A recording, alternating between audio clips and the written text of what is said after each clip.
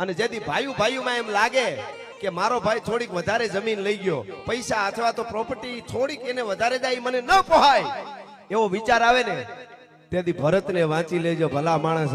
આ દશરથનો દરબાર જેની ઇન્દ્ર પણ આશા કરે, ઇન્દ્રને એમ થઈ જાય જો દશરથ રાજા આડોવળો 6 મહિના વયો જાય ને તો હું ગાદી ઉપર બેસી જાઉં, મારું ઇન્દ્રાસન એની પાસે ઝાંખું પડે છે. એવી ગાદીને ઠોકર મારી નંદીગ્રામમાં ખાડો ગાળીને બેહવા વાળા ભરતને વાંચી લેજે.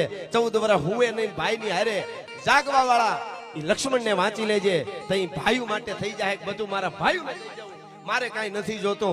આ અરીસો બહુ મોટો છે અને એ અરીસો અને ઘરના જ્યારે બહુ સડાવવા માંડે ને, આમ છે ને તેમ છે ને ફલાણું આમ ને ઢીકડું આમ ને ઓલો દીકરો આમ ને ઓલો ભાઈ આમ ને, તઈ કઈ કઈને વાંચી લેવું ખબર પડે. આખા અયોધ્યાનો હૂડ નીકળી જાય તો આટલી વાર લાગે. આજુબાજુ વાળા સડાવવા આવે તો મંથરાને વાંચી લેવું.